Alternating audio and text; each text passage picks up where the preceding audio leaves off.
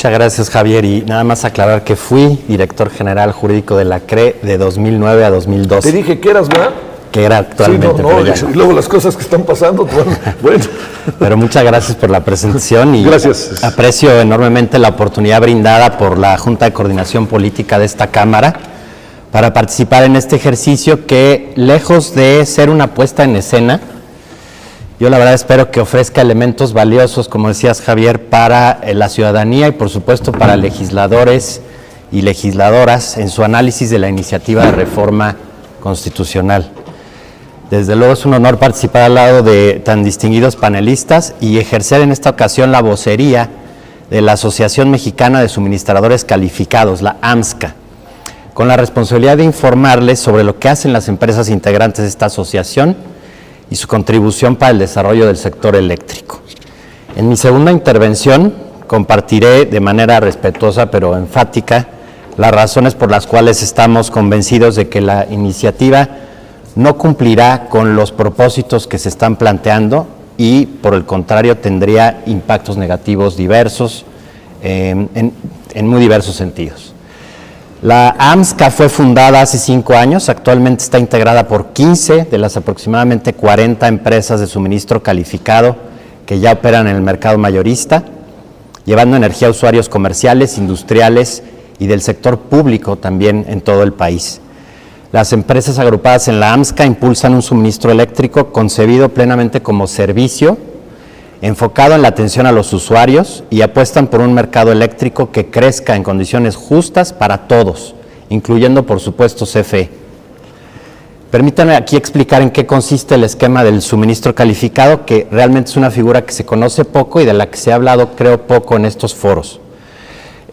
Su marco jurídico parte de la reforma constitucional de 2013 y fue en 2016 cuando el SENACE empezó a firmar contratos de participante del mercado con los primeros suministradores calificados, entre ellos la misma CFE a través de su filial CFE Calificados.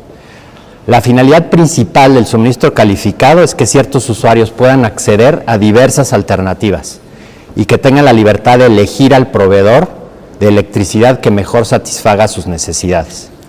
A diferencia del suministro básico, que es el que CFE presta, digamos, por default para proveer de electricidad a los hogares mexicanos, el calificado está disponible para usuarios que reúnan ciertos requisitos. El más importante, que cuenten con una demanda mayor a 1000 kilowatts o 1 megawatt. En este sentido es un mercado mayorista, en este y otros sentidos es un mercado mayorista. Es fundamental en esta discusión distinguir al suministro calificado del autoabastecimiento, del que sí se ha hablado mucho. Con la reforma energética del 13 y 14, el autoabastecimiento desapareció para estructurar proyectos nuevos de generación. Y los que ya operan no pueden aumentar su capacidad, ni los socios a quienes pueden entregar. Entonces, hoy día las empresas interesadas en generar electricidad para comercializarla deben participar en el mercado eléctrico sin que puedan abastecer a los usuarios, a menos que estos también participen en el mismo mercado. Entonces, surge la figura del suministro calificado como el eslabón que une los beneficios de una oferta diversificada de generación con la creciente demanda eléctrica de los consumidores más grandes. El suministro calificado es una de las opciones de la reforma de 2013-14 que se puso al alcance de los usuarios para acceder a mejores condiciones. Esto es muy importante. Al no estar atados a ninguna central eléctrica en particular, los suministradores calificados son libres de evaluar las mejores opciones de generación, combinarlas, armar paquetes para los consumidores y representarlos, realmente atenderlos y ser responsables de sus centros de carga. Los suministradores calificados contribuyen directamente a la competitividad de las empresas al ayudarles a reducir sus costos, lo cual se traduce evidentemente en productos y servicios más baratos y de mayor calidad. Un pequeño ejemplo, fábrica de autopartes en la frontera que paga una factura eléctrica de $1,000,000, podría pagar 800,000 mensuales a través de un contrato de suministro calificado. Este ahorro obviamente se puede usar para mejorar prestaciones a trabajadores, reinvertir en modernizar instalaciones, mejorar procesos, etcétera. Pero además hay un aporte muy valioso del suministro calificado que es la mitigación de riesgos y la personalización de servicios con precios fijos garantizados, productos de energía limpia, diversos tipos de garantías, entre muchos otros aspectos. Lo dejo aquí para no pasarme del tiempo. Así es. Bueno, ¿habría algo que quisiera cerrar? No, nada más. Al igual que le decíamos a Mario. Nada más decir que el suministro calificado no es exclusivo de México, está presente en muchos países con mercados eléctricos exitosos y podemos abundar en eso más adelante. Sale. Gracias, Javier. Pues decía que en los últimos años se ha visto que los contratos de suministro calificado permiten lograr ahorros para los grandes consumidores, de entre 5 y hasta 30%, siendo el rango más común entre 15 y 25%. Entonces, con el suministro calificado en México ya se ha demostrado cómo la apertura de un sector a la participación privada y diversa de múltiples competidores, obviamente bajo la vigilancia de un Estado regulador que corrija las fallas del mercado, beneficia ante todo a los usuarios y a los consumidores de sus productos y servicios. Bueno, la propuesta de reforma constitucional implicaría que el abastecimiento eléctrico fuera una actividad reservada en exclusiva al Estado. Otra vez, volviendo al texto previo a la reforma de 2013. No es claro si ese concepto incluiría cualquier venta o solo el suministro a ciertos usuarios finales, pero ciertamente se trataría de una contrarreforma que supondría dar marcha atrás en materia de libertad económica y competitividad. El Ejecutivo ha pedido al Congreso evaluar la posibilidad de quitarle a los consumidores del país el derecho con el que hoy ya cuentan de elegir al proveedor de energía eléctrica que más les convenga.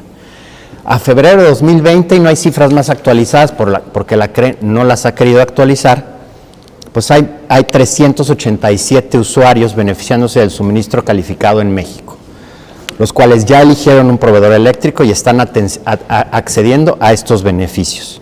Estamos hablando de usuarios como municipios para sus servicios relacionados con agua y todo tipo de empresas de los sectores automotriz, de la alimentación, de la construcción, entre muchos otros, que hoy día ya constituyen entre el 4 y el 5% del consumo nacional. O sea, ese porcentaje ha crecido a lo largo de los últimos años y hay un enorme potencial para seguir creciendo. Hace algunos años se estimaba que alrededor de más de 4,000 centros de carga en el país podrían ser candidatos a acceder al suministro calificado. Bueno, todos estos usuarios requieren estabilidad y certidumbre, ¿no? Y cada vez con mayor relevancia cumplir con metas en materia de sustentabilidad. Por eso, contar con distintas opciones de suministro, la libertad de escoger entre ellas, no es un capricho, sino una necesidad impulsada por la economía moderna. Si de un día al otro el Estado mexicano quitara a las empresas esa libertad, simplemente las va a ahuyentar del país, así de sencillo y así de fuerte. Piensen tan solo en el reciente anuncio de General Motors, ¿no? Necesitamos todos darnos cuenta que la salida de inversiones productivas sería devastadora para la economía mexicana y, más importante, para el bienestar de los trabajadores mexicanos y sus familias. CFE obviamente también participa en el mercado eléctrico libremente, como decía el ingeniero Martín, tanto como suministrador de servicios básicos como de calificados, ¿no? Sin embargo, lamentablemente CFE ha privilegiado la adquisición de electricidad proveniente de combustibles fósiles y tecnologías rebasadas que elevan sus costos. Termino aquí. De aprobarse la reforma, se legalizaría esta práctica de mayor utilización de fuentes fósiles y la energía sería más cara, más contaminante y más escasa.